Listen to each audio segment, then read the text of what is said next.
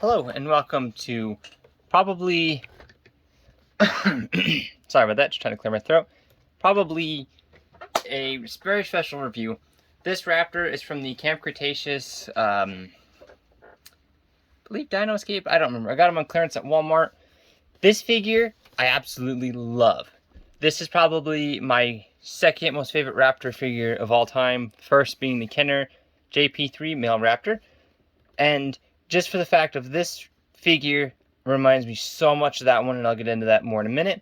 But first off, before we get into that, we're going to look at his detailing. And he does have the Sorna skull. And what I mean by that is if you look at the JP3 Raptors, they kind of had this crest, which, Dominion, yes.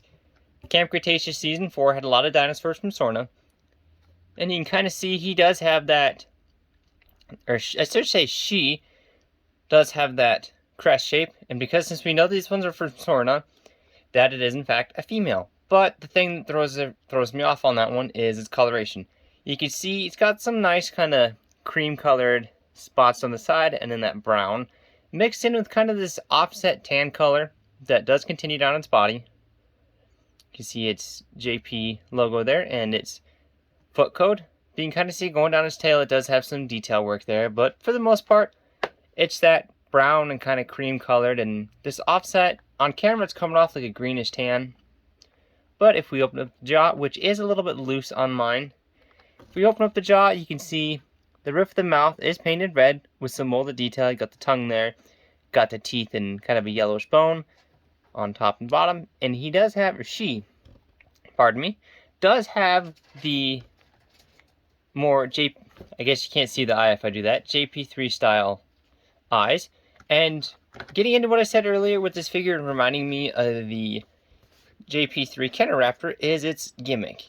If you bring up the arms, it kind of has this weird slashing motion that it does. It's on a spring, of course, which a lot of people complain about the Raptor being barrel chest because of that, but I kind of like that because it gives it more of a stockier appearance. But if you lean it back, kind of splay out its arms, tilt its head to the side, open up its mouth, it has slashing gimmick. If we bring in my old Kenner JP3 male raptor, they almost have the same gimmick. Of course, it functions differently, with this one slashing more vertically and this one slashing horizontal. But I love the fact that it has that slashing gimmick. And one second here. My JP3 Raptor might not stand anymore. He's quite old, and he was played with, and he's kind of beat up. I don't bump the camera here. So I don't know if I'm going to be able to get him to stand, but I love that this figure has almost the same gimmick as this one here. Albeit slightly different. And again, this one, I'm going to assume it's female because of the shape of the... I'm going to take him out of camera here. He does not want to stand anymore. Again, he is 21 years old. I think he came out in 2001. So he is a bit worn. But this figure, just with this gimmick alone, I love that. I've always loved the JP3 Raptor because a lot of the other Raptors from the Kenner line, if you look at the Lost World, they really didn't have that gimmick. They had similar gimmicks with their mouth. You'd push a button or squeeze their legs together and their mouth would open. Which, of course, this guy's mouth does open. But I love the slashing gimmick because that's something we saw in the... I believe they did it in the book where they got with their hand claws. But we never really saw it in the movies. They always slashed with their feet. So it was kind of something that was nice to see. But articulation-wise, the tail, unlike the newer ones, does not rotate. Of course, the body does for the gimmick. Head can do I thought I could do a full 360. It can this way, but going the other way, it gets stuck right about there. I don't know what the deal is with that. Can look down that far. Can look up that far. Of course, mouth opens. Arms can do a full 360. Can move out only that far. Can move down.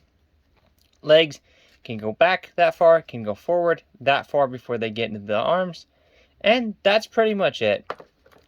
And that's the one thing I love about this figure is its gimmick, but I also love the fact that it kind of brings back, for me, with the slashing gimmick, it kind of reminds me so much of the JP3 line. Because a lot of that line with the React Attack had a lot of gimmicks like that. They had of course, the Raptor I just showed, the trike with the elliptical tail and its head would move. But it just reminds me so much of those old Kenner figures that we really don't see much anymore. A lot of the newer Mattel figures don't really have a whole lot of gimmicks similar to those. They have the roaring feature, and that's pretty much it. But they really don't have the kind of feeling that the old Kenner ones did, per se, like this guy does. Of course, he's bigger, being in a 4-inch scale. I just had you standing.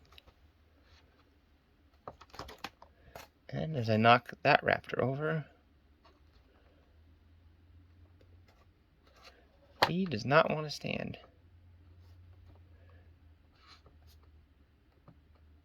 We're just going to do that number for him. But of course, you know, almost 20 years, I believe 20-year difference separates these two. But for me, they basically feel like the same figure with that gimmick. I know saying that is like saying an S10 reminds you of a Silverado. It feels a little bit different, but they're both made by the... Well, they're not made... Well, those are made by the same company. These are not. But just the way it features, it feels so much... If I don't clip his tail... So much like this figure that I absolutely love it. That they feel the same, and I absolutely love it. I would definitely recommend this figure if you can find him.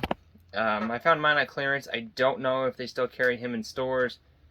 But if you can find him, I would definitely recommend it. If you can find this guy, too, I would definitely recommend him. He's probably my favorite Raptor just for looks and aesthetics, and also his gimmick. But I know this review kind of sounds weird with it being with me saying it is a special review, but it is. So far, out of all the Velociraptors I have the Hammond collection. I have the 2 extreme damage Raptors from Dominion. I have the Fierce Force. I think it was Fierce Force. There's either that or Dino Rivals from Fallen Kingdom. I have one of those. I have Battle Damage Blue from the original Fallen Kingdom. All of them, I'd have to say, out of the two, or the two that I'd be my favorite, are the Kenner one and this one, just for the fact of that gimmick. It feels so much like those old toys from the late 90s, early 2000s, that I absolutely love them. But let me know down in the... sorry about that. Let me know down in the comments what your favorite Velociraptor figure is. Let me know if you like either the more traditional Raptor skull look. What I mean by that is not having this little crest here and having more of like the Lost World and first Jurassic Park look. Let me know which one you prefer. Let me know down below what your favorite Raptor toy is out of all the ones that have made. Kenner, Hasbro, Mattel. I will catch you folks next time with another review.